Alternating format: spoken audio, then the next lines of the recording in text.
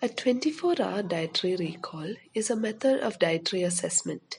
It is a standard procedure used to find out what a person has eaten in the last 24 hours. Using this, we can determine what food and nutrients his or her diet consists of. We will now see the steps involved in conducting a 24-hour dietary recall. The first step is preparation and pre-testing or validation of the questionnaire. When preparing the questionnaire, we decide what questions to ask and in what order we will ask the questions. For example, what was the first meal you ate? What did you eat in that meal? How much did you eat of each item, etc. For pre-testing or validation of the questionnaire, we will try out the questionnaire on a few people. That is, we will conduct a trial run. By this, we can find out if we are able to get all the information we need or if any changes are required in the questions we ask. After making all the necessary changes, we will finalize the questionnaire and move on to the next step.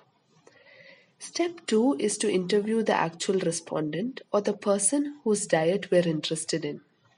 Using the questionnaire we made, we will collect information from the respondent on all the foods and beverages he or she consumed in the last 24 hours. We will also ask them how much they ate of each item or recipe in terms of standardized equipment such as cups and spoons. Step 3 is to standardize the recipes which the respondent has eaten. This means we will determine how much of each ingredient was in each recipe. For example, if the respondent ate 1 cup dal rice, we will determine how much rice and how much dal was in that 1 cup dal rice. Step number 4 is to convert all food and beverages consumed into raw foods. By now we know how much of each cooked food item the respondent has consumed. Since cooking changes the quantity of food, we have to convert the quantity of cooked food to the quantity of raw food that was used to make it. For example, if the respondent ate 1 cup cooked rice, we have to convert it to half cup raw rice. Step number 5 is to calculate energy and nutrients using food composition tables. Food composition tables tell us how much of each nutrient there is in the raw food item. Now that we have the raw amounts of all food and beverages the respondent consumed, we will use it to calculate the energy and nutrient intake of the respondent. Step number 6 is to compare the energy and nutrient intake with the recommended dietary allowances or the RDA. The RDA is the amount of nutrients an average Indian must consume to meet his or her nutrient needs. By comparing intake with RDA, we will be able to tell if the respondent is consuming a diet adequate in nutrients or not.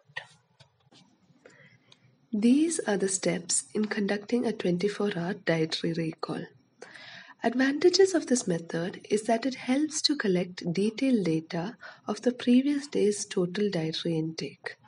It is very flexible and allows the collection of extra information such as meal timing, where the food was eaten, and brands of the food that were eaten. It can also be administered to a low literacy population as it is easy to understand and answer. Disadvantages of this method is that it is unable to account for day-to-day variation.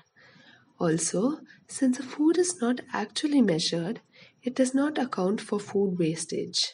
So, the quantity a respondent reports to have consumed may not be the quantity he or she actually consumed.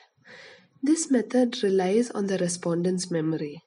It is common that the respondent might forget some items and this will affect the results. This method also requires good training. So, we can say that the 24-hour dietary recall is a good method of dietary assessment in certain situations, but it is not the most accurate one.